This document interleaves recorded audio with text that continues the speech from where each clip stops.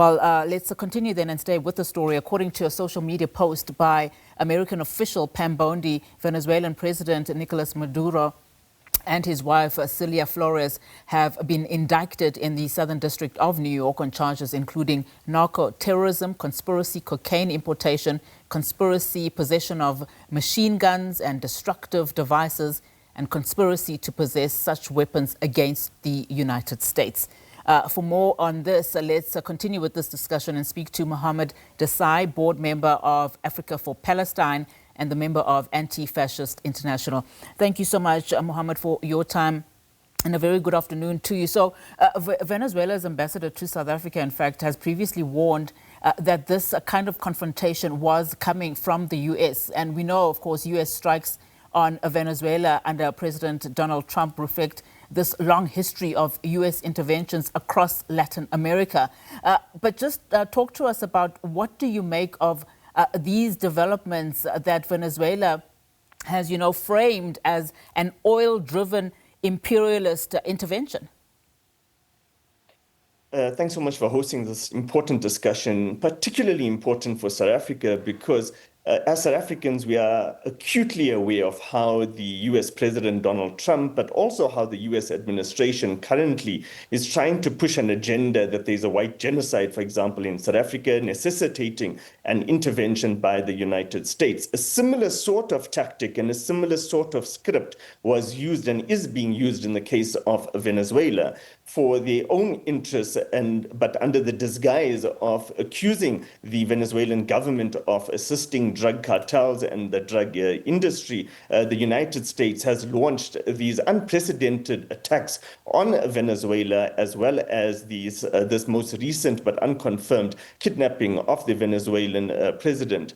We as South African NGOs and as South African civil society, we join the peace-loving peoples of this world in not only condemning the bombing this morning that did result in the deaths of various Venezuelan people, but also this kidnapping of a sitting state president. We would be up in arms today if Apache helicopters and F-16 fighter jets were going over Pretoria, were bombing our cities, and were kidnapping our president. No matter whether we agreed with our president or not on certain matters, the fact is that we are a sovereign and independent nation. Likewise, Venezuela is a sovereign and independent nation, and we as South African civil society do agree with the analysis that the only reason that the United States is doing this to Venezuela is because Venezuela has indeed the world's largest proven oil reserves in the world, as well as rare earth minerals. It's all about the oil. Yeah, you're calling it a kidnapping. There are, of course, reports that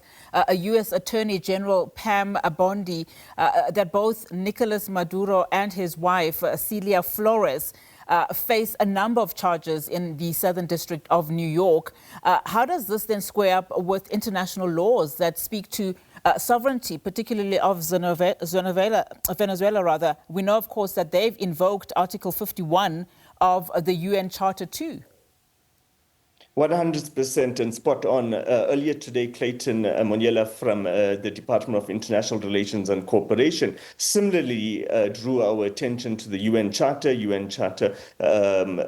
chapter number 2, for example, again, reaffirming the sovereignty of a nation is just unprecedented. But it seems it's the world that the United States wants to create, this gangster mobland kind of world, this cowboy world, instead of the rules-based order that many of our countries fought hard for, this multilateral system that we believe in. We know that the international instruments and that the international courts are lacking, and we know that they are flawed. However, this kind of unilateral action of kidnapping and of prosecuting in one's own country another president, another foreign national, officially elected government representative is something that many of us are not only perturbed by, but are also cautioning that is creating a world in which we do not want to be able, that which we will not be able to participate